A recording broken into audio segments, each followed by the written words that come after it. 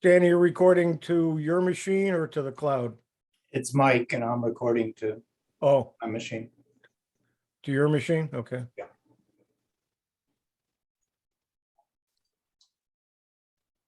Stan, the reason you don't show up in front of the picture better than you do is because you don't have enough light there Looks like on you. Looks like it's shining up at Stan. You're muted too, Stan.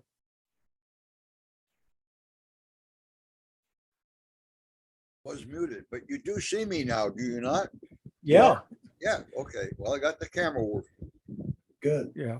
Sure. But the reason we can't, when you have the virtual background and we only see pieces and parts of you because there's not enough light on you. I've got a direct overhead warm LED on the fan. Got 4 LED bulbs. I don't know if you can see it. My setup is behind me in my virtual background, and there's a round circle there. That's the light that I use. I don't see the round circle, so it looks like Right above right between the two monitors. Yeah, The screen the screen to my left. right, probably to your left. I'm not sure how you're saying it, but anyway, the one that says Tech for Senior, that's a TV. The other are two monitors, and it's right between, just above the middle of the two monitors. Yeah. There's a little round circle. Yeah, I can see it. Yeah, that's the ring. That's my light ring.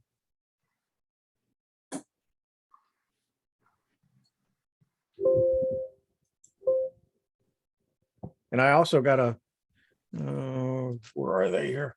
I got one that came with, I got two of these things that came with different pieces of equipment that I've gotten recently. And it looks like this. Hmm. And you can see there's a little clip on. I can put it on top. And if I turn it on here, I'll turn it pointing towards me. Let's see, I got to get to the button here. It's at the top. Wow. Yeah. So I could put it, above me, or the light needs to be in front of you. Yeah. And it really makes a difference. And for about $10, Stan, that's what you need to have. well, let's see here with my little portable light here. That's above. Yeah, this is like a That's $10 thing that clips on top of the monitor. Front, I got yeah, and two. front seems to, I got two of them. Yeah, your light And- should always be in front of you. well, but it's too bright for me. Yeah. So anyway, above Well, my it head shouldn't- seems to work. I don't know where the other one of these are. It'll help me remember where I got these from. What's in this box? Or the center cam. Yeah, the center cam, I got one. I got a different one. Looks like this. It's got a little hook that'll hold on to the camera that I've got in front of me. So that one came with it. And then this other one, where did that come from? I can't remember what that came with. I don't know. Something here on my desk.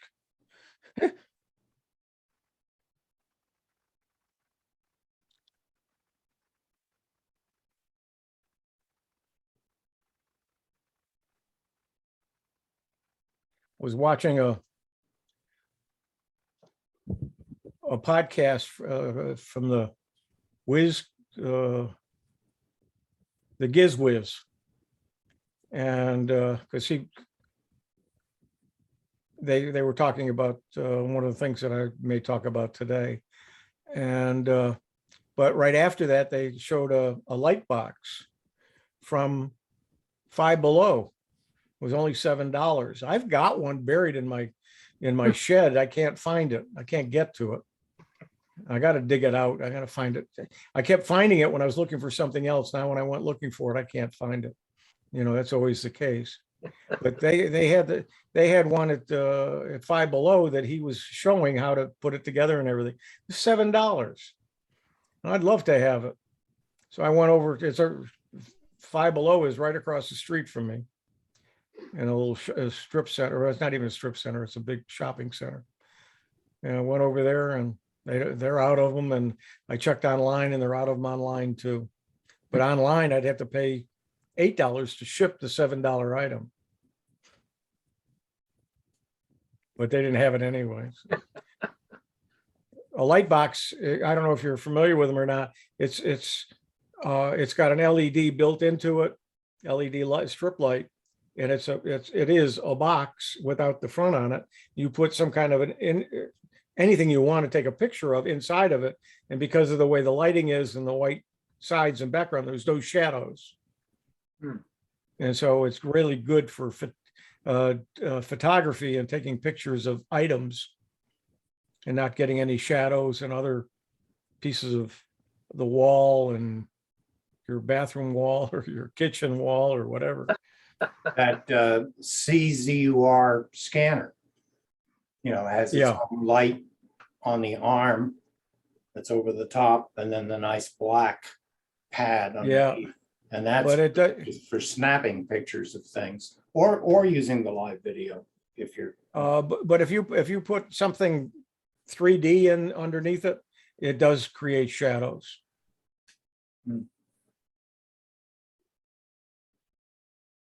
I found it good for scanning checks for digital deposits. Candace O'Sullivan Sutherland, welcome.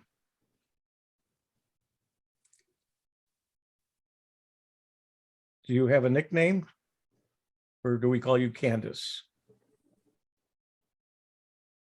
Got to unmute, Candace. She doesn't have her camera on either. That's a picture. Yeah, it seems to be frozen. No, I think it's a photo. Yeah. Account photo.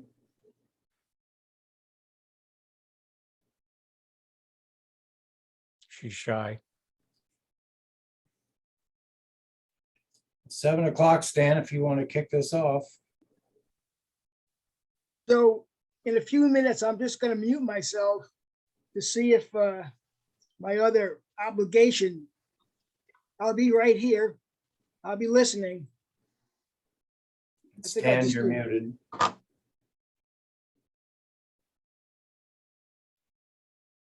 You're still muted. Yeah. There you go. Okay, Paul, that'll be fine. I was looking something up, so I muted myself for a moment, and I'll be right back. But somebody start. This is the official start of the Central Florida Computer Society Tech SIG. No format other than going around the table and people take turns. So somebody have at it. I have two things to talk about tonight, so I can break them up easily. The first one is relatively short, so I will go ahead and share my screen.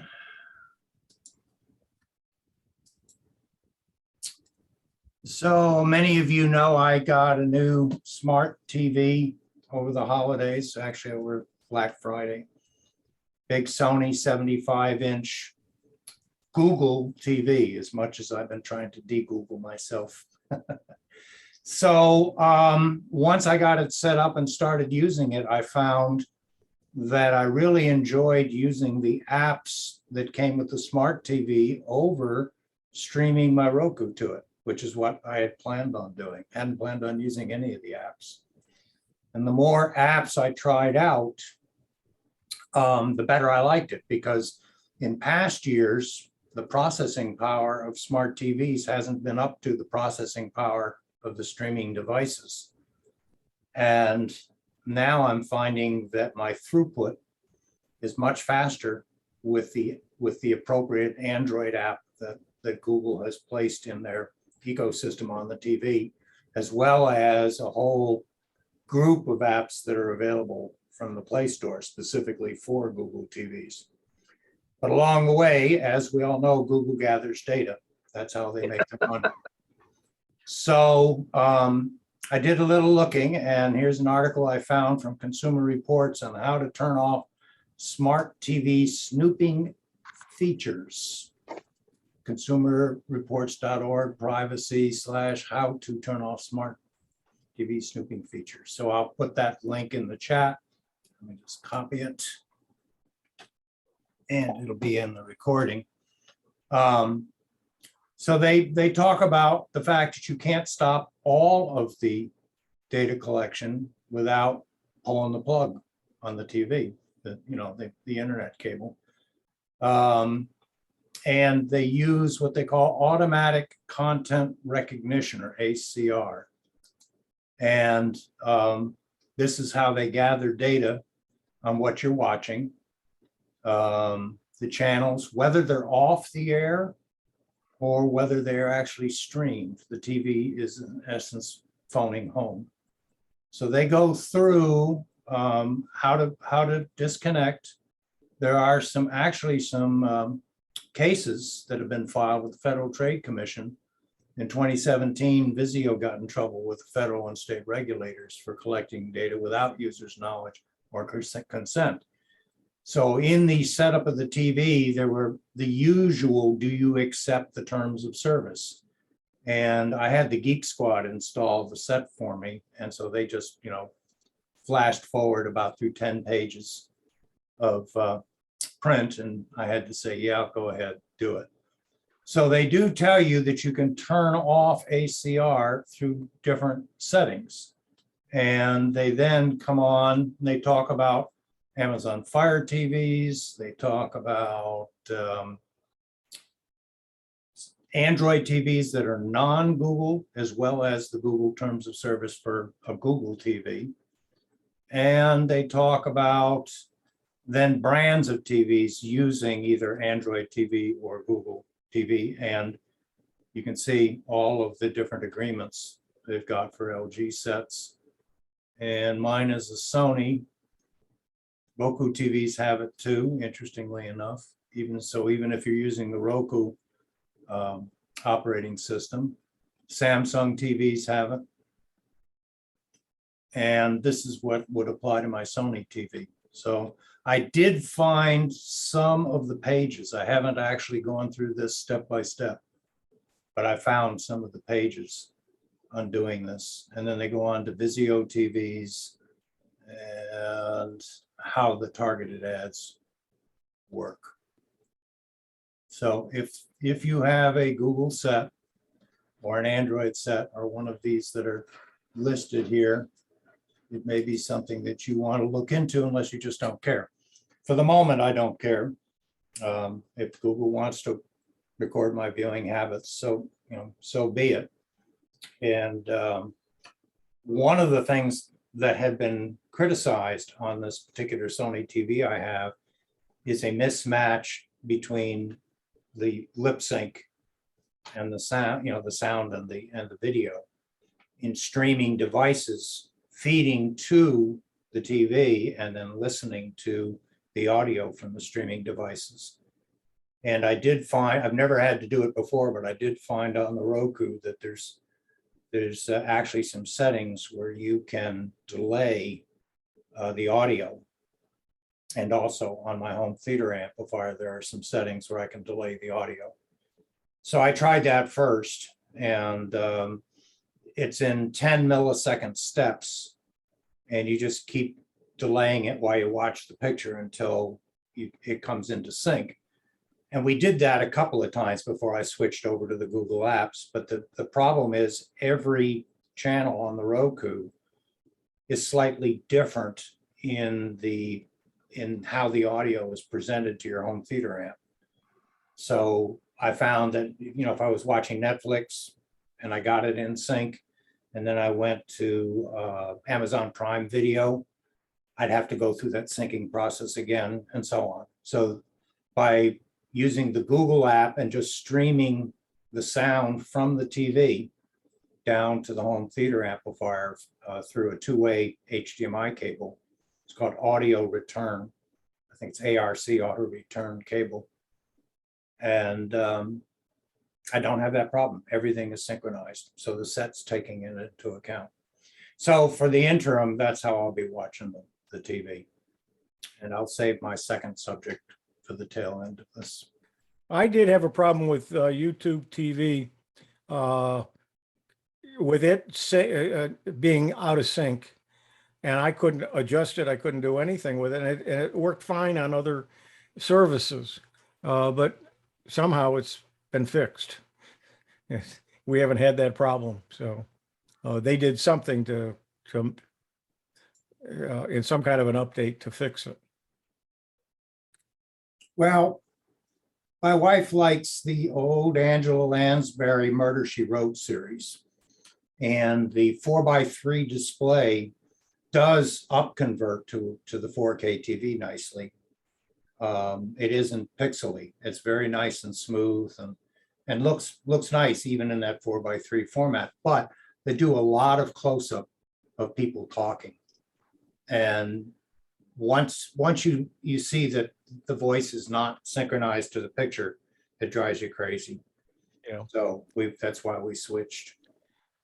I've been playing with Tubi, Tubi. It's a free service, and they've got a lot of old TV programs. I've been watching Columbo, Rockford, Hunter, and a lot of those old detective stories that I really liked to watch. And I'm watching the Mickey Spillane, which is I can't think of his name now. The guy that stars in those, but I love them too. So I've been watching them on Tubi, and some of them are also on I think it's on Prime TV. I'm getting some of them, so I like some of those old detective stories. They're not so gory and out of it as some of the movies. About 3 or 4 years ago, I started watching a reality series on History Channel called The Curse of Oak Island. Oh, yeah. And it's this group of entrepreneurs that are excavating an island off the coast of Nova Scotia. And it's really well done because it maintains just enough interest in what they find, whether they find a doubloon or they find a belt buckle from the 1600s, or they've uncovered a stone road that was built from a wharf, and they're trying to figure out why would that road be there. And they've been able to carbon date some of the timbers that were underlying the stone. And it's literally week after week after week now for almost 4 years of catch up. And I think I'm about 2/3 of the way through. Usually what happens is I fall asleep in the middle of an episode, and the next day I have to go back and find where I fell asleep. But it's maintained my interest, and I'm still watching that now regularly. Yeah, Tubi's got a lot of old movies that I found some really interesting ones and some good ones. One that Sandra Bullock was a cop in it, and I think it was a 2002 movie. I watched another 2012 movie. I usually don't like a lot of the old movies, but some of them that I've discovered have been pretty good. I like some of the ones even going back to the 40s. Yeah, but I don't know. Sometimes I like to relate to something a little more modern. That's why I don't like the futuristic stuff either, because I can't relate to it, and I can't follow some of it. I just Well, good. Okay, I'll take the next subject. I got a new car this week, Stan, All right. and let me show you a picture of it. I don't think I need the sound, but I'll share it anyway. And let me find and there it is. Oh, yeah, new car. It came Thursday. It came Tuesday. I put it together over the weekend. It wasn't much to put it together. These little plastic side rails on both sides of it were in pieces, and you had to screw them together and then screw them to the base. The camera came a month ago, and that just sits on top of here. But the little thing that it's on, you had to just fit in place and click it into place. And that was pretty much all there was to putting it together. But it took me a few minutes, and I started playing with it. The biggest problem, and here's what it looks like on my phone. The biggest problem is there's no instructions, there's no manual that tells you how to run the software. So to record the video, I still haven't been able to do that. I was able to snap a couple of pictures with this picture. I don't know if you can see my cursor. That takes pictures, that's video. This is, you can talk and it'll record your voice. This is the little horn. And then this is the little light. Let's see, come back here. This is a light that you can turn on and off. It does require the Wi-Fi to set it up. So, and 2.4, it doesn't work on the 5 gigahertz, or you got to have the 2.4, set your Wi-Fi to 2.4, and then you can set it up. And I don't know, things weren't working, and then all of a sudden they started to work. So I don't know what I did and what I didn't do right, but it didn't follow the directions exactly as it said it was supposed to, but I finally got it to work. So I got it to run around the house a little bit, but you're supposed to be able to take it outside and then run it without the Wi-Fi, but I'm not quite sure how to do that. And I'm not sure how to record. So I guess in the camera, in the back of the little camera, there is a slot for a card, SD card. So I think I got 128, and I think I got a 64. I'll probably stick the 64 in it just to play with it and see if I can record to it. But when I recorded the 2 pictures to it, it did save them in my gallery and push them up to my Google Photos. So it does seem to work. It's kind of neat. I don't know what I'm going to use it for, except I'm hoping to, by the way, the camera does have a base on it that you can raise it up, probably an inch or so, and then you can tilt it so you can be facing up. If I had a pet or something, it might be fun to follow it around and bug the heck out of it, but we don't. But it's supposed to run about 2 hours. Here's some different pictures of it. So I'm just going to play with it, probably take some pictures with it and of it. So maybe I'll have that for next month. But I think they're using some of the technology of their vacuum in terms of the camera and sensors and things like that. no, not really. And as I say, there's no manual at all for the software. There's nothing that tells you. Here's the extent of it, basically. It does. What was I going to say? The only camera that we'll use is version 2 of their Wise camera, which they no longer are selling. But you can, apparently they have some now that you can get if you get the car. And one fella I know I was talking to, he got the car, but he bought the camera through eBay because he couldn't get it through them. But when I ordered it with the bundle, I got and it comes with a power bank too that straps in it. So that's where you get the 2 hours. It's a regular, a power bank that that you would use to say to charge a phone, a portable unit to charge your phone or something. But you can get it along with the camera. The whole thing was like $80. It was $60 plus the camera. Anyway, and if you have any questions on it or whatever, I'll stop sharing. Just a toy. You said it works outside? It's supposed to be able to. They say don't run it in snow or rain or anything wet. But I did see some videos of some people, they shot it. It was going across their grass. It didn't do too bad. The grass wasn't too high. And so when I'm going to run it down the street in my little village here and see if I can take some pictures in the next couple of days and chase it around a little bit. Well, it's probably not using Wi-Fi when you're doing that outside though. Yeah, Probably there's a a button you can push or a thing that you can push. It says with it to use without Wi-Fi, but I don't know how then it works. So Try it's gonna be, Bluetooth. I guess it's Uh, Bluetooth. I don't know. Well, I'll have to see. It's amazing how the Bluetooth can over 100 feet sometimes. Bluetooth 5 and above, 5.0, 5.1, 5.2. If you've got 4.2, no, it doesn't reach that far. And it also doesn't work as well and last as long. So you got to be careful whenever you buy anything to make sure that it has the ability to do 5.0 and that the device that you want to pair with it is also 5 to 5.2.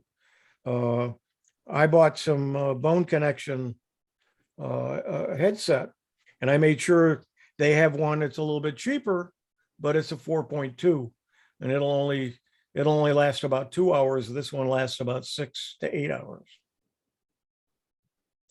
Yeah, I've got a Fitbit that I had, and I wore it at night, and it would come off on the bed. And one day I was missing it, and I was hunting all over, and it kept showing that when I was in the bedroom on my phone, it showed that it was close by. And lo and behold, when I went outside to do something, I found it outside in the grass, and it Wow. was unbelievable that it was picking it up from outside into the bedroom. You're lucky. Yeah. Okay, Stan, back to you. Anyone else have something they'd like to share? Okay, Paul, go ahead. Okay. Well, last month, I talked about a new ham radio antenna that I bought used that I was refurbishing and putting up and working on. And I was still in the middle of it, didn't have any pictures that I was ready to display. So I'm set up now to do that. But before I go there, a few months ago, I also talked about that house got hit by lightning and I lost modems, TV sets, a whole laundry list of stuff, including a hit into my ham radio, which had nothing connected to it, but it took out a driver transistor, which took me a long time to fix. And I never knew how lightning hit it. So when I was a couple of weeks ago working on an antenna, I checked it with an antenna analyzer. It checked wrong. To make a long story short, after I started making resistance readings and checking everything out, I came down to these two parts here that are basically PL259 ham radio connectors, or called UHF connectors. And you can see this one was in the antenna outside. It's all black, and the inside's pretty much gone. When I took it out, I had to kind of force it. I couldn't pull it out. You know, when I got it apart, it kind of came apart. This one over here was in the house, and you know, it's got a center conductor and then the shield, and it's basically, you know, open. You know, it's two different contacts. It reads, I think it read something like 17,000 ohms. So it's got a permanent resistance in here now. So now I know where the lightning came in, because I saw a flash, you know, when I was sitting here on a Zoom, and I saw a big flash. So now I have one of the answers to my questions on how the radio got hit, but I have no idea where it came in on the house. That's a different deal. So what I want to show today, let's see if I can pull this off. So unfortunately, I took pictures with two different cameras, one my iPhone and one a camera. So the pictures are not going to be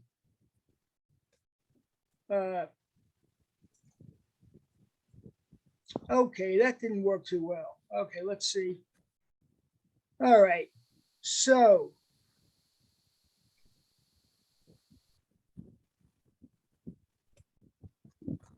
wow, it's actually working. So this is not day one, but this is early on when I was getting the antenna apart. It's about 21 feet of tubing and antennas, and the fat pieces of tubing is where the coils are. There's 4 of them. And you can see in the lower right, there's like an orange coil. It's basically wound around an insulator with that connects the 2 aluminum tubes on the top and bottom of it. It was open. So, you know, it took me a couple of days to repair that. And maybe that's why the antenna was taken down, or maybe it went bad when it was in storage, but I noticed it was in storage. So this was in the middle of cleaning it up. So these pictures are going to be out of order. So I'm going to zoom back to the top of my, okay, so the antenna connector, DX Engineering sells all kinds of accessories. You can spend more on accessories than the antenna itself. So they have a connection plate to connect your connector, or you can connect the wire to the bottom of the antenna, which is not a route that I even consider. So I've got material here, so I started fabricating a piece. So my story is going to be out of sequence timeline, but that's what I started with. You know, I started drilling and making measurements, you know, doing my own engineering, no power tools. This is all hand tools, Dremels and vices and screwdrivers. And, you know, so there I am just progressing on it, and then getting it shaped. And there it is with a connector on it. They sell us for about $80 and $90. So there's no way I'm too cheap to spend that kind of money on a piece of aluminum. So that's the bottom of it. That's what they want you to connect your antenna directly to, which is right underneath. So when you connect it there, you're like, that's like permanent, you know, and I like to be able to take it off and on, especially for tuning. So, because you tune the antenna at the antenna at first, and then you tune it from in the house. So there's my PL259 connector. And there's just a little bit later picture after I got things pretty cleaned up. I was wire wheeling everything. And those were all the tubes and all the traps, and I'm kind of getting it cleaned up there. This was, I put not a pole, but I had a hunk of metal. I shoved it in the ground, and I connected the mount to it over at my garage, opposite my garage, so I could play with it to just get familiar with it. This is the other side of the house where the antenna was going to go. So this is my test site. And this is where I was going to put it initially, in my backyard. Seemed like a good place, didn't work out. I put the whole thing in, you know, pounded the 5-foot steel galvanized rod pipe in the ground, and hooked everything up, and it didn't tune because it was too near the metal fence. I was hoping I wouldn't have the problem, but it did happen. So there it is. It was all installed. I had to take everything down and apart. So, well, there's the first picture we had. Another picture of the my fabrication there with the PL259 connector at the female end. And there I am with my engineering, pulling the thing out of the ground with a jack. I connected a pipe wrench to it and just pushed it up until it was high enough to where because I couldn't move it once it was in the ground with my own strength. I had to get it out a couple of feet before I could kind of twist it and pull it out. And there I am pounding the new one. This is the second site with my levels. I taped the levels to the pipe so I can get it to go in straight. And there's my pipe in there. Now I got the mount on the pipe. And this is another piece. This antenna needs a grounding system. And basically it's done with wire. You've seen antennas on roofs with radials.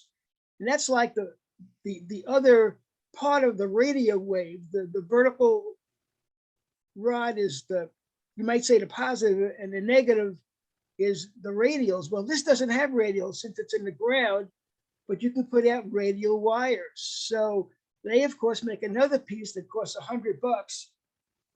That's real fancy. It's made of stainless steel. It's got all kinds of holes in it. No, I'm not buying it. So here I am fabricating another piece. And I'm looking through my scrap pile, and I come up with this. And I said, that's got possibilities. I must have this thing for 15 years. And so I started cutting and bending and imagining how it maybe should take shape.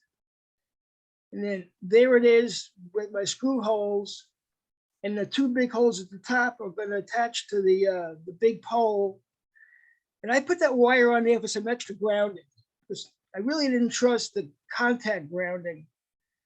So there I am just starting out, putting wires out, and they're going to go 360 degrees around the antenna. I wound up with 29 wires from 12 feet to 32 feet, and they're all buried in the ground.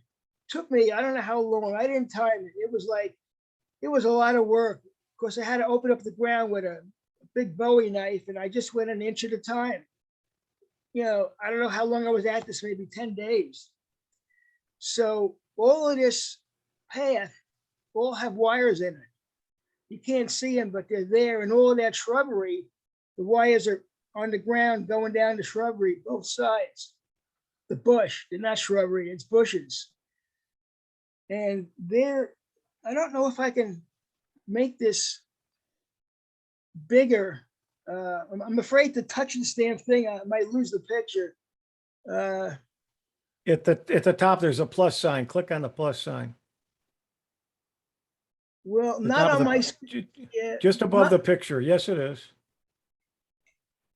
Oh, wait a There you go. second. I have no plus sign, but my scroll wheel works. So there's the finished product. 29 wires going out. And they recommend 30 to 60 wires. Guys have run this with no wires at all, or one wire. So anyway. That's to ground it. That is it's not the grounded, it's the ground radials. You know, you've seen antennas on roofs with the spokes around the vertical. You know, Those are the you see spokes. Okay. the spokes, they're called radials. And the radials are like guide the waveform. And it's like it's the second part of the waveform. I'm not explaining this well, but you might say it's the negative side of the waveform going out. You know, the positive side's on top and the negative's on the bottom. The best I can explain it. And so, but you've seen, you know, like CB antennas and, you know, like on a car or mobile, the car itself, when you have a magnetic antenna on the top of the car is, you might say, the ground or the negative side. And here, the wires are the ground or the negative side. So, or you've seen antennas on roofs with the spokes coming out, the radials, and that's the negative part of the antenna. So, that's another path I got between my bush. This is a better place to put it because I had a lot more space to play around than in my yard. I don't know why I didn't think of this originally, but I did have enough wire to make it out here with the piece of wire that I had. It was about 62 feet, 65 feet. And this shot, I'm actually standing on my roof of my house. And I took this shot. Actually, I took another shot for something else, but since I was up here, you can see I'm about equal with the top of the antenna, which you can see the little white tube on the top. Well, if you look real close, there's a rod coming up, Oh, yeah. and that's part of it. So that's about equal with the where I was standing, maybe a little bit lower slightly. So Paul, you've got an antenna already on your roof and it's got a pole. What would have happened if you took that top piece with its extension and put it on the existing pole? Would that have given you the same capability? Say that again. Okay, you've got a vertical antenna on your roof already for another frequency, I guess, or another band. But if you had actually taken that top segment and put it on that existing mast, would that have given you a similar capability? Or would No, it have conflicted with the because other antenna? you can, these radios I put out, you can put out any length and you can put out as many as you want. Once you get it off the ground, there are specific requirements to have specific radios that have to be specific lengths to work properly. And you know, the antenna I got on the house, my 6-meter antenna that's on a 20-foot steel pole, that wouldn't work out there at all. And everything else is on a PVC pole. And this obviously is too heavy for a PVC pole. So I really didn't have it, you know, have a spot that's secure enough to even go on the house. This would not work on the house. And this is made for the ground. But you can go up if you've got the enough. If I have nothing else on the roof, I could have maybe pulled it off. But And then what did you do with the cable that comes out to it? Trench for it and bring it to the house? well, it comes out my window and then it goes down the top of my eaves. And then it goes down my drain pipe, side of my drain pipe. And then it goes under the ground where I've got a door through the gate. It goes under the gate. Then it comes back up and it runs along the fence line. And then it makes a left turn to where it is over here. Let me. So this fence right here, it's coming down this fence and it's going across under the ground. And there's the fence line also. So it's above ground over there. It's just, you know, I just hung it over there with tie wraps, well, something like that. I just tied it off. I didn't run it. I only ran it under the ground where the gate was. Now, after you did all of that, explain to us what you're actually doing with that particular frequency. What are you, it's connected So- obviously to your ham radio. Yeah, so this antenna has the capability of working on 10, 15, 20, 30, 80, and 40 meters. It's a 6-band antenna.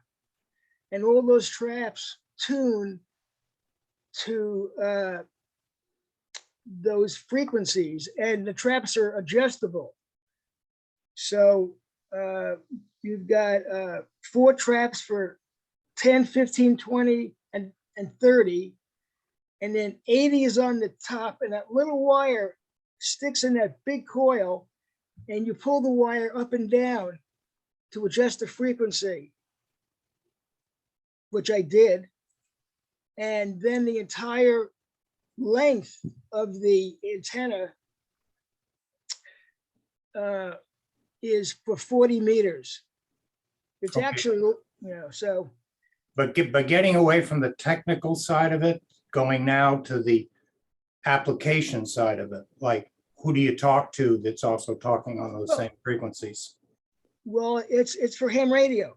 I know, but who are you talking to? People overseas, people in town, across the country?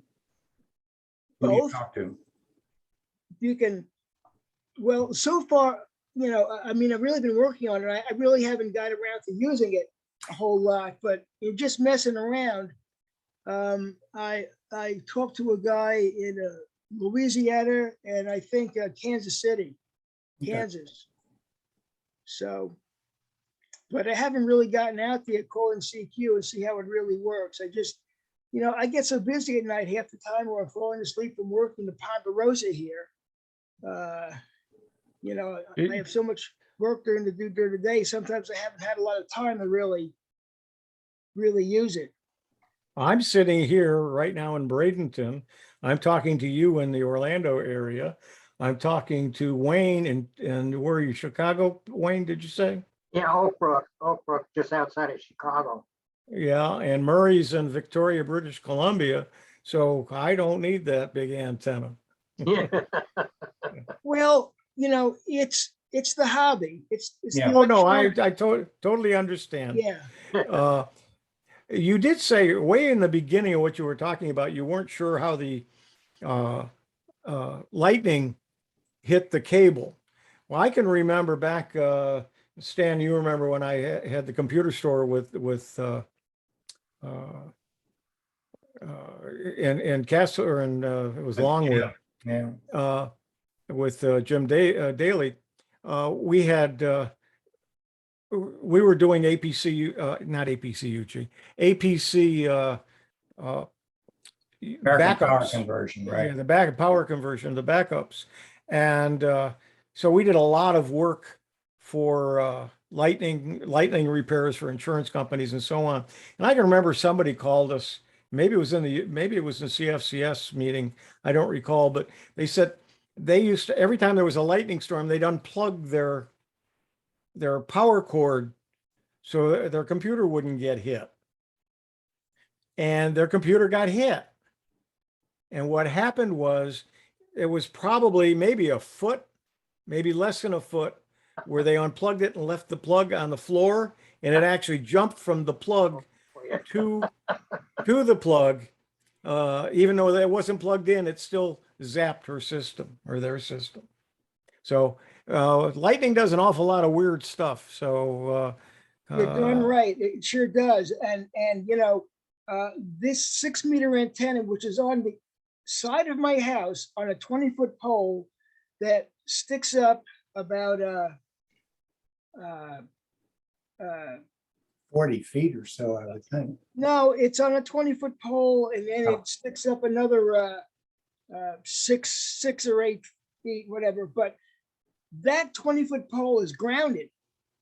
So maybe it helped, deflecting the lightning, because it could have been worse if I didn't have it grounded. So, yep, sure, could have been. Yep. but when I was sitting here, I was on a Zoom with another organization, and I saw the arc go from the shield of the connector, of one of the radio connectors, right to the radio. I mean, I saw the arc, and I got a little shocked just sitting here on my my insulated chair. Yeah, you were lucky actually. And just to go a little bit further about our connections here, we've got Clint who's in Idaho, and I see Candace says that she's in Bushnell, Florida. So I don't know where John is, but we certainly have a wide range of users right here tonight. So Great. But yeah, lightning, and we're in the lightning capital of the world is where the point I was going to with this is the fact that the Central Florida is known for its number of lightning strikes. So there's a good possibility when you put a pole up, it's going to get hit sometime. I lived in Atlanta, Georgia, and I was working I had a TV repair business. I did it in New York. I worked for somebody, and then I left New York and left the snow and went to Atlanta for 11 years. And I had a partner, and we had a TV service business. But anyway, we did a lot of lightning repairs. We repaired the tuners, and we repaired the power supplies that kept our lightning. And lightning just has no rules. Yep. Yeah, being in the computer business and Stan knows too from all the repair work that he's done over the years, that the lightning can do a number here in Florida, especially on any device. And just having your telephone plugged into it for the old modems and for now your internet and so on. It can come in that way and come through the back door. So even if you unplug it, if you're connected to something, you can still get hit. So, Yeah. okay, Stan, that was good. Thanks, Paul. Okay. Who would like to go next? Tom Alt, how are you doing? What's up with you these days? Gotta wake them up. Tom, you hear us? Okay, let's try someone else. Okay. He's not, he's muted. Well, Wayne and Candace see what we do, and Clint, you have anything you want to talk about? Love to have you. I recently upgraded a modem, you know, in the for my for the internet that I have here. My provider had indicated that the modem that I had was not capable of handling the speeds that they've upped it to, and so I purchased a new modem here, and I've installed it a couple weeks ago. Interesting thing is now I can actually monitor and see what all is hooked up using my phone on this. It's a Netgear. I bought it through Costco.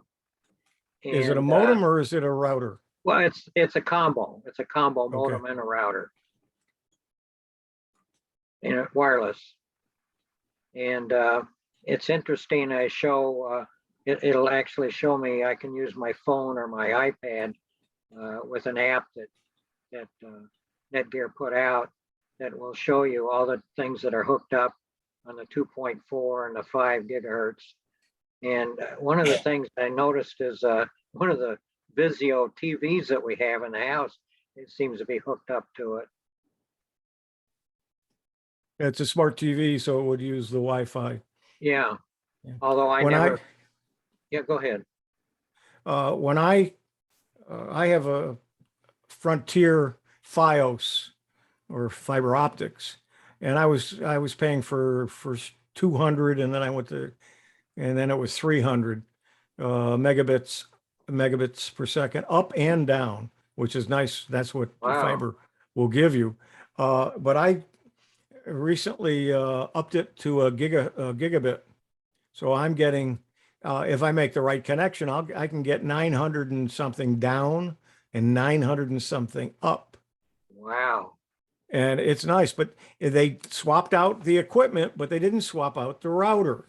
And I was paying $10 a month for the router. And the guy that did the installation said, "Yeah, we don't have any other routers." He says, "And this one's a piece of crap." He said, "If you want, you can get your own." And when I went to turn it in, they didn't even want it. They said, "Throw it away." So they didn't even want it back, but I did get a router. I have a question And for you. sure. Okay, I have a question for you. So, so you get 900, which is great, but how does that work with the rest of the world, which is not on 900? I mean, I can only go as fast as the slowest link to where I'm going to. Right. right, But most of the major places are fast. They've got a lot of bandwidth. So I don't have a problem with that. So when I do the testing, and let me just show you, let me share my screen here for a moment and share. And I try different testing programs, but let's take this one and we'll come over here. And it'll vary. So I don't know what it's going to show up when I do this. Depends upon where it's connecting to. But when I do a test, let's see what it'll run.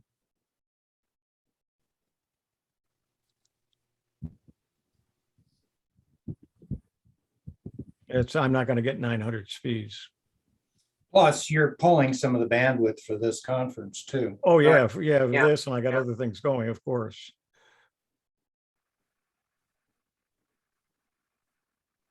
That's amazing Wow, upload speed, yeah. holy mackerel. I can see the smoke coming out. Hey, Yumi, you should change the range of the meter. It's automatically Yeah, set. yeah, that's from them. So I'm kind of disappointed because it's only showing 400. But I can sometimes see it go to 900. Sometimes it'll only be 200. Yeah, I am direct wired. I'm not using Wi-Fi for this computer. And a lot of my equipment, I have an old iPad. The iPad can't go above 100. And it's part of the Wi-Fi system that's built into it. It doesn't have the capability of going any faster.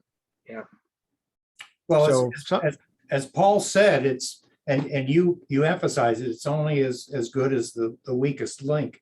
yeah, I have a little presentation tonight. I'll talk to you about the T-Mobile gateway, but in my investigations on it, I finally realized after testing the speed of my smart TV streaming that I'm using an old Linksys switch at the end of an Ethernet cable running from my 1 gigabit router through the walls over to the entertainment center.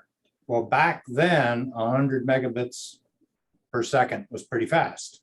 Yeah, So I didn't worry about how fast the speeds were. Well, now that you're streaming 4K videos, I tested both the T-Mobile gateway and my own Spectrum and router with Netgear Orbi, and realized, why am I getting less than 100 megabits? It didn't make any sense to me. And I was scratching my head, and I looked down at the switch. I said, damn, that's like an 8-year-old Linksys switch. Yeah.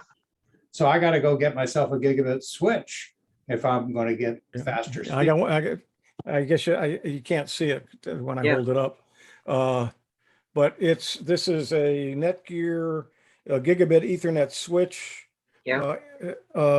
8-port. And the reason it's still in the box, I don't need it. Oh, well, I'm- okay.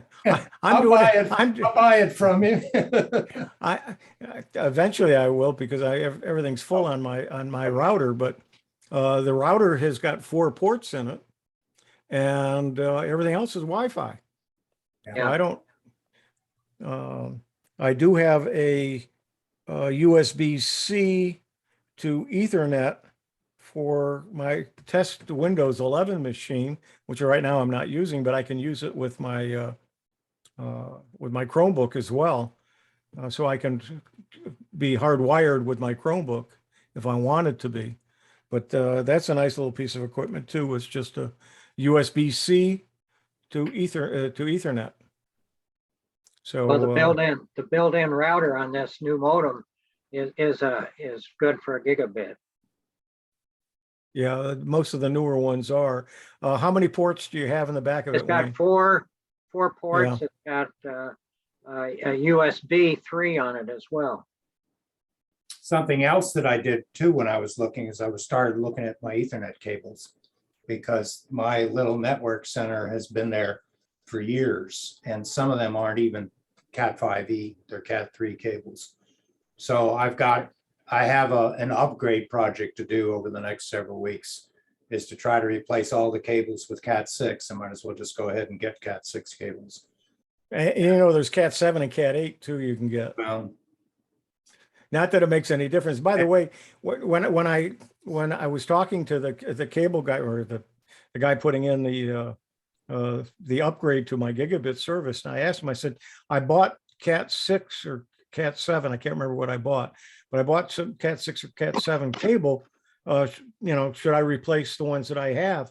He says, well, you're only about a foot from where you're plugging all this stuff in. He said, at that length, it really doesn't make any difference. Using Cat5, but anything less than Cat5 obviously would. But Well, some of them were Chinese, and when I pulled them off and looked at the printing on the side, it didn't even say CAT anything. It had IEEE something, made in China, and some of their own markings. And I said, okay, these get tossed in the trash. So, Well, one of the other problems I had on the 2.4 gigahertz speed on the Wi-Fi, you know, I've got printers and all kinds of things. One of my printers, it didn't work after I put this new modem in because I'd had it at the higher security setting, and it wasn't working. So I had to downgrade to, I think it's WPA2 instead of WPA3. Yeah, and my robot vacuum needs to be on 2.4. So it's you got to be careful, and sometimes they just won't talk to it unless you downgrade your equipment that you bought to be the higher end. So Yeah. Tom's awake now, I think. no. Tom All, you with Yeah. us? Oh, he's there. Yeah. All right. Yeah. Unmute, Tom. We called on you earlier. Unmute. You're muted, Tom. You're still Wave muted. if you can hear us, Tom. There. Okay, I thought he was with it. I see your mouth moving, Tom, but I don't hear you.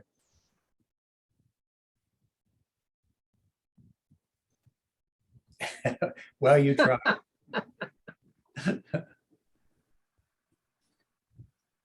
Anyone else have something they'd like Yeah, to share?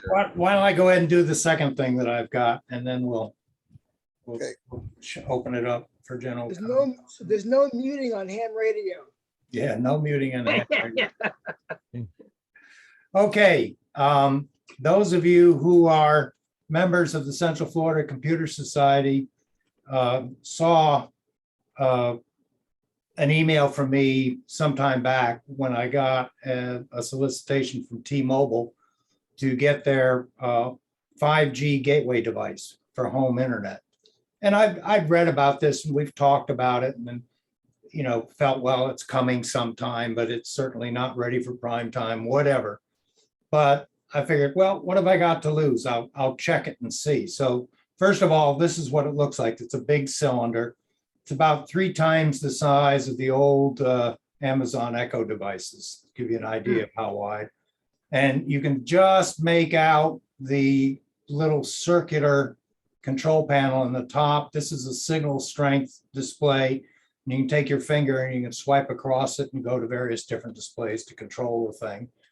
It is Wi-Fi 6. So the new Wi-Fi 6 technology allows for faster connections without more power and so on. Or just use, if you have a Wi-Fi 6 device at the other end, which apparently my new TV is, although I haven't tried it Wi-Fi yet. Yeah, this is a much better picture of the display in the center. So they talk about faster speeds, wider range, beamforming. Well, beamforming may be depending on where it is in your house. The way this is showing, if I'm looking south away from this house, and I have a single floor house, and I'm in the northeast corner of my house here in my office. So beamforming really isn't going to help the rest of the house, but direct line of sight into my family room and my couch where I sit with my notebook and so on, and I've done some testing with it. One of the nice things when I got it was I didn't realize it had Ethernet connections. I hadn't scrolled down and took a look at it. So it actually has 2 Ethernet output. So it can now be essentially a replacement for the Spectrum modem that I have, and just take an output from this and plug it into my Netgear Orbi, which is a mesh network with 4 satellites that goes to the rest of the house. And if I just go ahead and go to the plan details, this is what got my attention. $50 a month as long as you just sign up for auto pay. And they say, they claim 200 to 500 gigabits, they claim. Okay, we'll take a look, talk about a little bit of what I got and doing it. Now that is not, the data is not capped. The data does not slow down as some of the other cellular internet plans are. I've seen cellular internet plans that say, hey, yeah, well, you know, we've got really fast gigabit service or 500 megabit service, whatever, but after you use a certain amount of data, it slows down. No, this is it for the whole month for $50. Currently, I pay $70 with taxes for my Spectrum. And what really caught my attention is that over the last, say, 6 weeks, Spectrum has been dropping on me, and at the most inopportune times. I'm working, developing a website, and I'd be right in the middle of the website at 3 in the afternoon. All of a sudden, I can't update the website because I have no internet. And Spectrum has an app which is on my cell phone, and I check it out.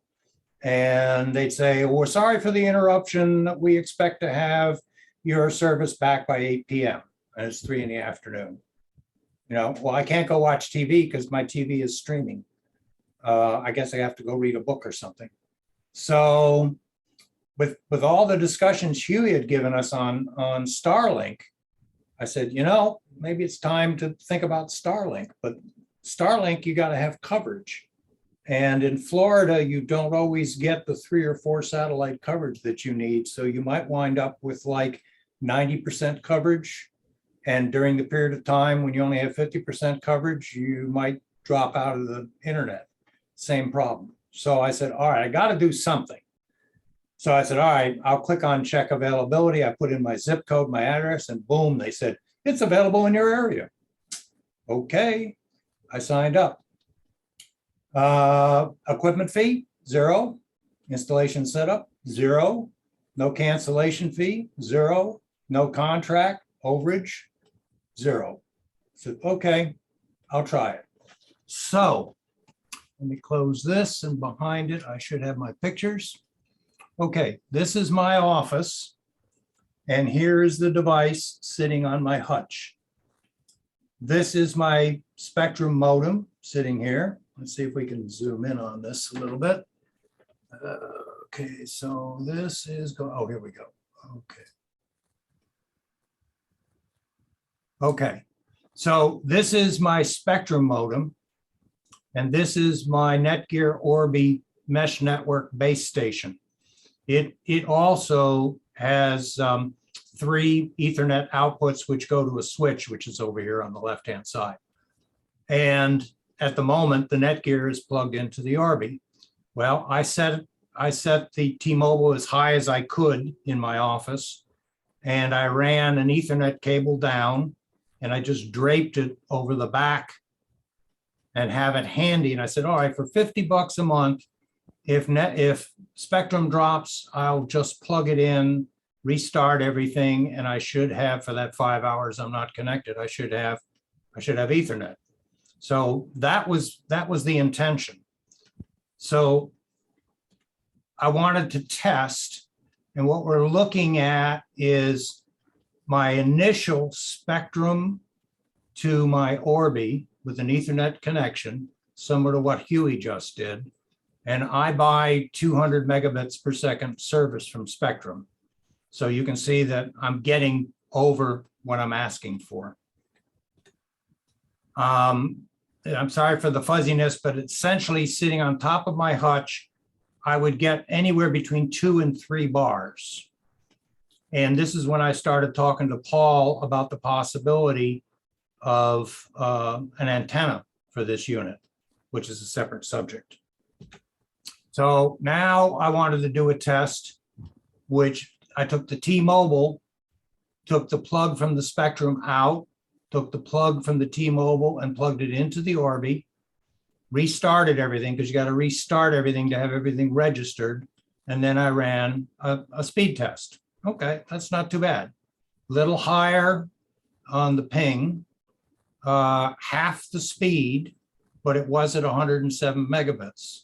So it's an acceptable speed considering what we used to have. In fact, at one time, my Spectrum was 100. That's what I paid for it. Then I took the T-Mobile while it was plugged into the Orbi, and I said, all right, the Orbi has its own Wi-Fi. So let me take the Orbi and go to my notebook using T-Mobile coming to the Orbi. And my speed actually went up. I guess it's because of what I was talking about earlier. Some of my cables are not the latest cables. My switch isn't the latest switch. And the Wi-Fi going out is much better connection, which is kind of the opposite of what you would expect to see. Okay, now I took the T-Mobile and took my notebook and connected directly to it with the Wi-Fi 6. Now, I don't think my notebook is a Wi-Fi 6 standard. It's a Dell that was manufactured back in June, but it's close. So again, I'm getting 129, which is not much different. Okay. Then I went to my TV, and if you have Netflix, a lot of people may not realize that Netflix has its own diagnostics built in. If you go to your Netflix menu on whatever your source is, and you go to help, and then this is the help screen that you get, and then you say check your network, it'll go do a number of different servers and check your connection and tell you what your connection speed is. So this was my Spectrum to my Orbi, and then via an Ethernet cable, because I have cables in the wall going to my entertainment center. And I have my old, as I said, Linksys switch. So I'm at 93. I would have expected closer to 200, but now I realize why. Okay, so then I reran the test, and this time I took the T-Mobile Ethernet then to the Sony TV. So that my source now is the T-Mobile, and it's about the same speed. So the next test to do is after I replace that switch to see if it's any faster. Okay, so Paul and I got talking about, okay, where's your cell tower located? How can you improve your signal? That got me thinking, all right, where's my cell tower? The wall of my office faces due north, and this is due north going down my street to the first cross street.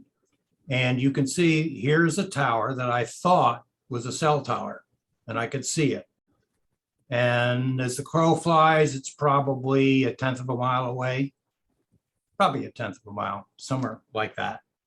So I drove to it, and I found that really this tower doesn't have a lot of antennas on it, and it's also in a Duke Energy transformer farm. So I'm thinking, nah, I don't think that's cellular. I think that's probably their business network, where they talk to their trucks and dispatch and all the rest of that. But if you take a look inside this square, blow that up a little bit. Looking further north, if this is 1/10 of a mile from my house, this is probably 1/4 mile to maybe 1/2 a mile from my house. And here is another set of antennas. Okay, so and this shows you, here's my home, and here's that first tower. And it's probably about 1/4 of a mile away with that other set of further up. Okay, so I I've had to hunt through the neighborhoods, but I found the second set of towers. And I went there and I looked at them and I said, it could be where things are with T-Mobile. There aren't very many antennas on this thing.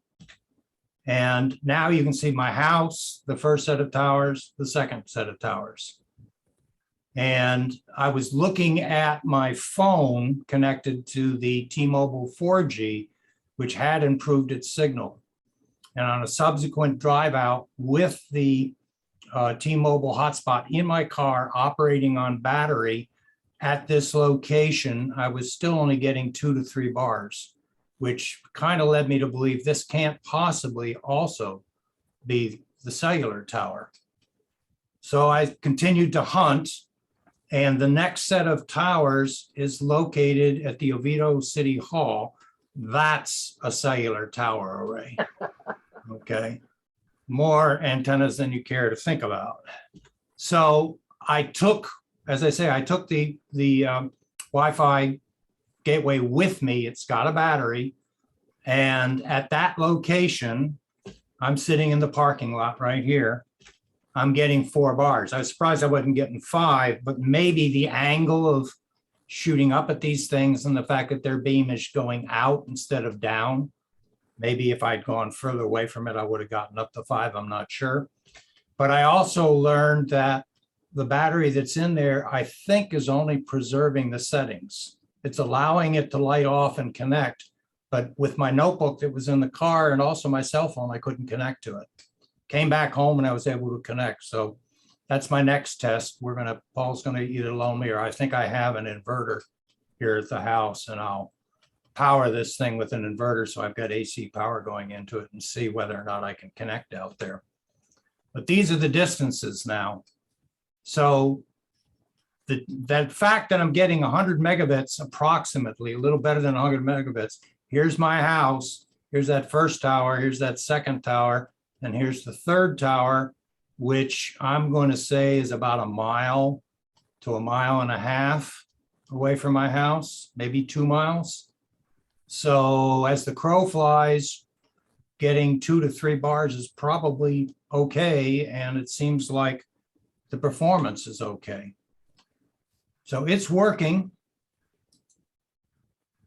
And let me stop sharing. And my intent right now is still to use it as a backup. But if I decide to see if actually going back to those towers and getting 4 to 5 bars, which is the signal strength, improves my Wi-Fi throughput to my notebook, makes it worthwhile, then we might investigate putting an external antenna on it. The interesting thing was that it does not have an antenna jack on the side of it. But I don't remember if I found it or Paul found it. There's a website that actually talks about taking it apart, and there are actually antenna connectors inside. And you can get an omnidirectional antenna for about $120 or $130, something like that. And with Paul's skills of taking things apart and putting them together, perhaps it's a project we'll take on. But I have to really decide, do I want to replace Spectrum or just have a $50 insurance policy? And I'm also thinking, being Florida and hurricanes and all the rest of that, power outages, having another source of internet during the time that power goes out and cable goes out might be nice, as long as the cell towers are still up, and all those cell towers have battery back, have backup generators. So that's that project. Interesting. There's all kinds of new things coming around that with 5G. It's going to be interesting. As I was driving around and trying to find my hotspot with my phone and the Wi-Fi, I actually found another T-Mobile hotspot that was up. I just didn't have the code to sign into it. So somebody else has already gotten it in the local area. The airports and the people that run the towers are complaining of the new 5G, something that's going to affect on January 5th. And they're saying it's going to interfere with their towers and their equipment with some of the new 5G signals that are going to be available starting January 5th. So that brings another whole thing into this whole game, is what are those signals going to be for us away from airports and not having anything to do with the airlines and so on. Is that going to bring us a better signal, a new signal, a different signal? Do we have to have different equipment for it? And then, of course, the new TVs with their new signals was it ATSC or something like that? Yeah. When the TV stations start using it, and it's already being tested in certain parts of the country. Well, if you think about it, military aircraft, especially those that have fly-by-wire, have hardened electromagnetic countermeasures in them because of the enemy offensive with all kinds of electronic countermeasures. But you don't want a 5G phone in somebody's hand online with their cellular signal up that could send out a signal that could affect the controls that are 100% fly-by-wire. There's no Yep. cables going to the controls anymore. It's all electronic, it's all computer run. So naturally at airports, you've got guys coming in on automated landing systems, you got all the rest of these things. And if you've got 5G, the wavelengths are so short that it could be interfering with it. I'd like to say something. So sometime back, a year ago or so, we were talking about short wavelengths with 5G, right? Well, and Mike and I talked about it in the past, but I didn't stop to do the math. Well, I have since then. And every time I talk to you, Mike, I forget to bring it up. But a 5 gig signal is 6 centimeters or 2.5 inches. So it's bigger than you probably thought it was. Okay, so it's not teensy weensy. I mean, it's,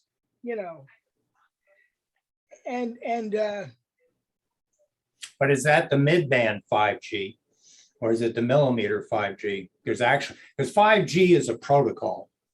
And then we're not talking about 5 gigahertz in terms of transmission speeds from your router. We're talking about the cellular signal that's being put out. That's 5G. And T-Mobile bought the license. They were the winner of the auction. They bought the license for the so-called mid-band 5G. So they put a 5G protocol on a mid-band signal. So maybe that's the one you're talking about. But there is the millimeter wavelength 5G signal that AT&T and Verizon have the license to use. All of them have the license to use. so I was probably thinking about a 5 gig signal, like off of a router or something like that. No, yeah, And- yeah, that and- I can believe. And there's Yeah, something else you said that I was going to respond to. And now you're going to have to. Now I forgot. CRS.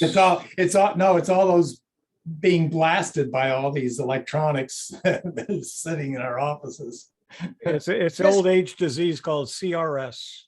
Can't Well, remember. I got too many. So- I Yes, got too many wheels going around. Yeah.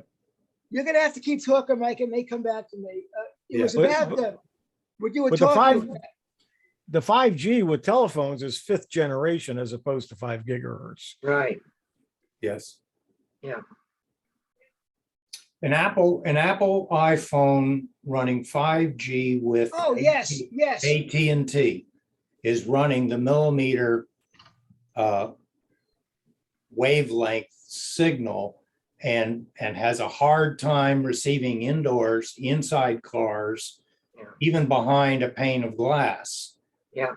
But they're talking about, like, cars will have an antenna on the top, just like they have those satellite antennas sitting up there, feed the signal down through and rebroadcast it on a frequency that the phone can receive. You were talking about signals interfering with the aircraft controls. Yeah. Well, when I used to go to my one of my organizational meetings up in DeLand, I go up there once a month, and occasionally I'll take my handheld 2-meter radio with me. And I found that, I get on 46 and I go like up towards Sanford, and the speeds up there are like, 50 to 60 miles an hour, and I got the cruise on. And when I key it on one of the repeater frequencies, it causes the cruise on my car to drop out. Well, only that frequency. And Imagine if you were driving a Lexus on autopilot. I almost couldn't believe it. Every time I could feel the car, I kind of hit the transmit and I kind of go forward in the seat because the car would be slowing down. I released the button and it would pick back up. I almost couldn't believe it. I don't know. EMI, electromagnetic interference. Well, there's some frequency that obviously I can't even make a bad guess. And I know that car, and kind of, but I didn't think there was anything in there. I mean, everything on the car runs on a bus. Everything's connected by a bus. There were 3 main buses for the engine computer, the body computer, and the brake computer. And it's all, they all connected by, there's no RF on the car. It's all on a wire. So I don't know why RF, I used to be at the Navy plant rep office at Grumman. I also was at the Naval Air Test Center, and they had these anechoic chambers that they would put their aircraft in, or they put their avionics in, and then they would blast it with different frequencies and test its resistance, to signals and how hardened the units were. And it's a real concern. I mean, you think about what we are actually surrounded with today in terms of energy. Pretty amazing. We used to talk about, having a cell phone up here causing brain cancer. At least now, most people have the cell phone in a purse or on their hip or somewhere else, and they've got earbuds, except the earbuds have Bluetooth. So now you're funneling Bluetooth to the center of your head. hell, I say go get a Princess phone again. Got a couple people that haven't talked tonight. Murray is never short for words. Murray, you've got to have something to share with us. Unless we put you to sleep. I think we put him to sleep. He may just be listening because he did have 2 connections. I think one was one he could talk with and the other one he listens with. Okay. I'm going to diverge a little bit since nobody's saying anything and come back a little bit to what Mike was talking about taking his new 5 gig 5G Gateway. On the road. Did you see the last email I sent you, Mike? What was the subject? Well, it was in response to your last email to me. You said, I'll get a Inverter. inverter. Yeah. Yeah. My wife has one that she had a charger for, she's a realtor, and she has a charger for her handheld device that lets her get to the locks on the doors when they put these locks on. And the only way to do that was with something that had its own power cord. It wasn't available for a little plug into cigarette lighter or 5 volt or whatever. And so she got a little inverter and plugged it into her car, which had a 12 volt output.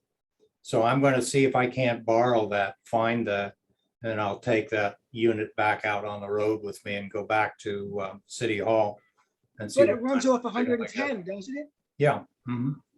That's what the inverter does. It plugs into 12 volts and gives you 110 with an AC outlet. But what is the 5G device run on?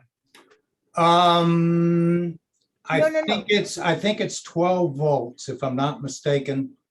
The I'd have to look at the power adapter and see. So it doesn't have a built-in power supply. You don't plug it directly into the wall. No, it's got its own little Oh, okay. device. So you run it off I'm a little looking at it now. It's 12 volts, 4 amps. 12 volts, 4 amps. So you can pull that out of the cigarette lighter on the car. I could if I had the right output cable, but I'll just go ahead and use use her inverter and plug it in, put AC So- into it. So her inverter inverts what to what? I'll take 12 volts, step it up to 110, plug in the power supply for the T-Mobile into that, plug it into the T-Mobile, light it off. Because it seems like there wasn't enough amperage to run the transceiver. There was enough to get a signal indication, but there wasn't enough to get the Wi-Fi So broadcasting. how many, so your, let me see, your thing runs on 50 watts. So your inverter better be 100 or better. Of course, 50 watts. Yeah, I guess that could be a 50-watt unit. I'll have to see what it is. you know, because you just told me it runs on 12 Yeah, volts, 12 4 amps. That's Yeah. about 48 watts. Yeah.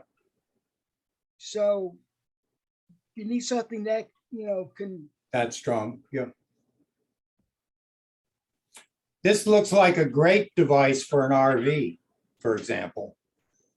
Especially, I mean, you wouldn't want to be out in the middle of nowhere, but if you are in an area where an RV park is near a T-Mobile 5G tower, you know, then you've got your internet and at fairly good speed. So you put an external antenna out. as we discussed, yeah. Yeah. But Paul's idea was, let's see if being close to an antenna and getting 4 or 5 bars of signal strength results in getting from 100 megabits of Wi-Fi throughput to 200 megabits of Wi-Fi throughput.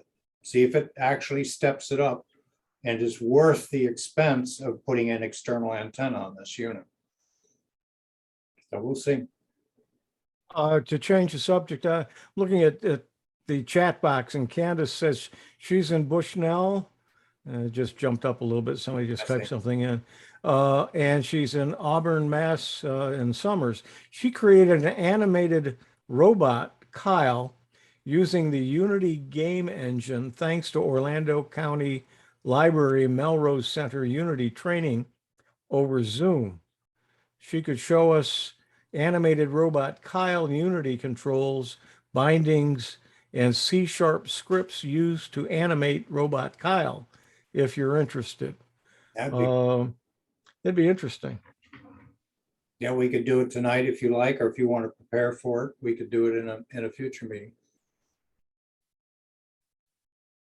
That's really kind of all I have. It was pretty cool that the Orlando County Library offered the Unity courses, and but it does seem like a lot of what the technology that you're doing is kind of hardware based too. So I don't think it really fits, and it's very, very beginner. But that's like all I have. I did buy a Bluetti with solar, but I haven't finished setting it up yet. But, that's something too, I could do a little presentation for the next meeting. But, there's a lot of YouTube reviews on it too. Like Hobo Tech, I follow him. He does a lot with. What does the robot do that's practical, or does it just walk around? Oh, it just like walks around, and I still don't have like a game set up for it yet. Bless you. Thank you. But I don't know. Unity's a game engine.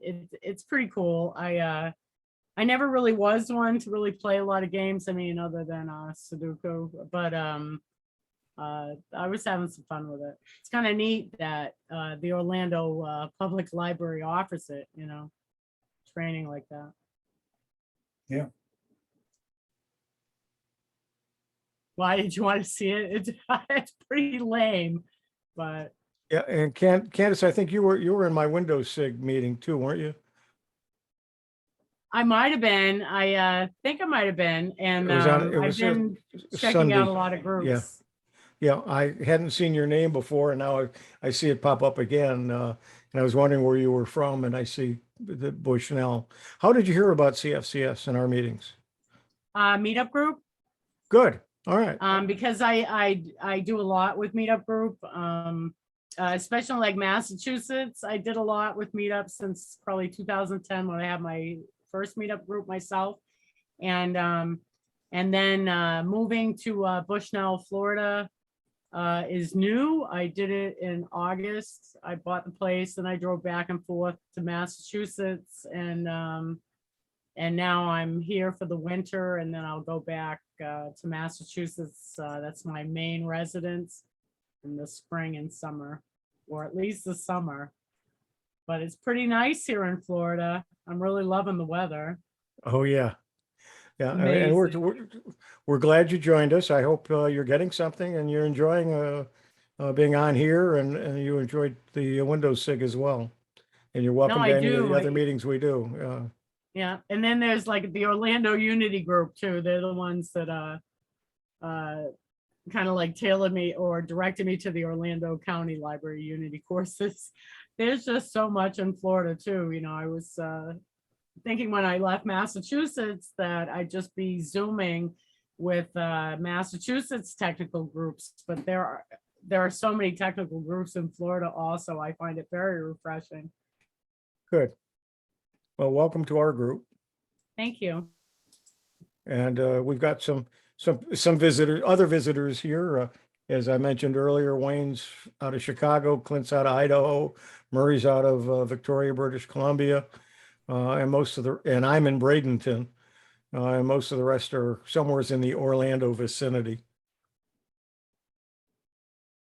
The group is based in Orlando, but I've been a part of the group since 1987, but I moved to Bradenton 7 years ago. Stan, we haven't heard from you. What have you been doing technology-wise? Well, I talked to you, Mike, about the project that I've taken on for Stan Levin, trying to update his computer. For the rest of you, he's got it's an i3, 6 megabits of RAM, and he's just very frustrated. All he does is work on Excel spreadsheets and Word files, nothing elaborate, no macros or anything in them. And he just gets terrible speeds. I went over there the other day and I took a mouse with me because he has one of these thumb ball things that I just can't use. And I put the mouse into the port that the thumb ball had been in, and we couldn't make it work. Everything is just falling apart. It's 10 years old, and he doesn't do backups. It's just a disaster waiting to happen. But we're going to do a Linux conversion. And Mike, I did manage to download the Linux, the Mint Cinnamon that you recommended, and I have it on here. I haven't tested this DVD yet, but I burned it. Everything seems to be okay. I can see the files on there. So, well, the nice thing about those live distributions is you can just boot that CD. Yep. And then play with it. You know, you see how the system reacts. You'll see whether the mouse and or the trackball work okay.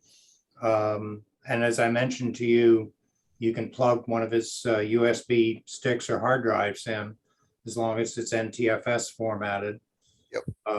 And try one of the LibreOffice. Try LibreOffice Calc, and try opening up one of his Excel spreadsheets and see if it opens up and displays okay. And if all that works, and he doesn't have any specific Windows programs that he must run the Windows program, then it'll give a little, should give some new life to the to a Core i3 computer. here's hoping. Clint, you had your mic and picture on for a minute or for a little while, and we didn't give you a chance to talk. Did you have something you wanted to add? I was just going to comment. I enjoyed tonight's program. Being a radio engineer, I found the tower and ground plane installation interesting.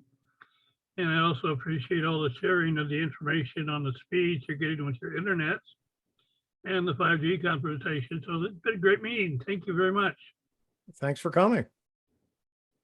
I do have a little information on the 5G stuff.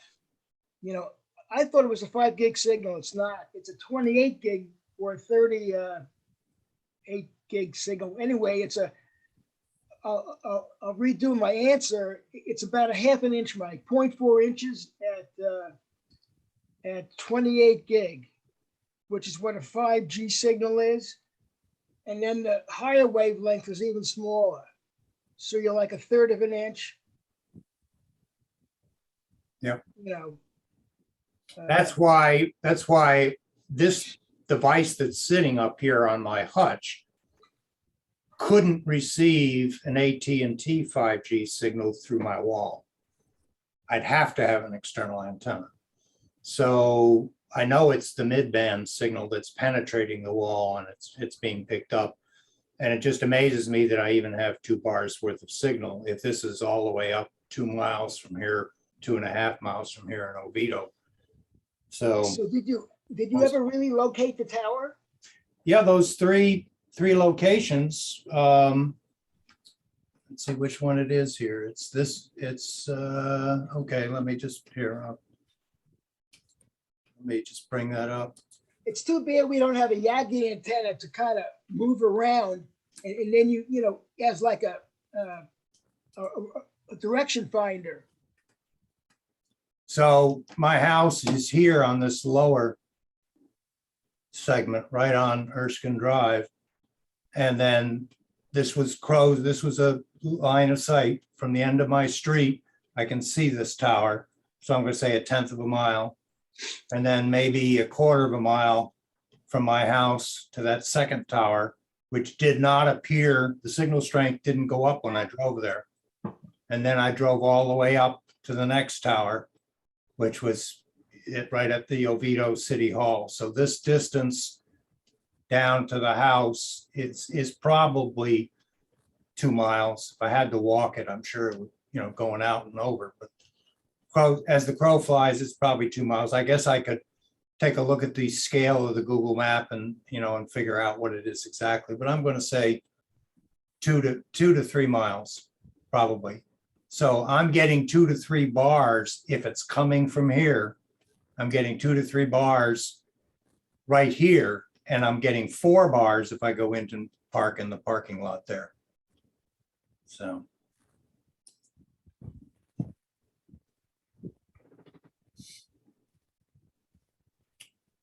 Okay, Stan, you want to wrap it up? I guess, and I do have some comments that if the rate of the COVID slows down, we are talking about possibly doing a hybrid meeting in February. January, the American Legion was taken. So I've reserved it for February. We have the Swami agreeing to do something with some 3D printing he's been experimenting with, and I don't think he'll bring the printer in. He'll bring in some examples of it, have a slideshow showing some of his equipment. And if we can do that, I have not yet been able to get the Facebook portal ordered yet, but I'm going to experiment with that and see if we can use that for the main thrust of doing the hybrid meeting. We'll do the Windows SIG as normal by Zoom with Huey in Bradenton, and then kind of just turn it over to Swami being live at the American Legion. We'll see how that works. So Which meeting is that? I had to step out of the room for a minute. When's it going to be? February?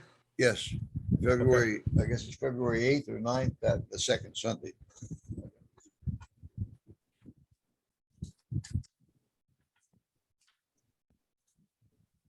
That's what a computer's for. Candace asked the question, American Legion Orlando. It's American Legion Castleberry. Or is it Maitland? Is it officially Maitland or Castleberry, Stan? It's Fernwood. Fernwood, that's it. Fernwood, yeah. Thanks. Very nice facility. We met there a couple of times before the pandemic kicked us out. And they've been completely remodeling it now, as a matter of fact, and it looks quite nice. We'll see. We'll keep you all posted. And, okay, well, thanks for joining us. Interesting meeting. Stay safe, and we'll see everyone next time, unless anyone has more comments.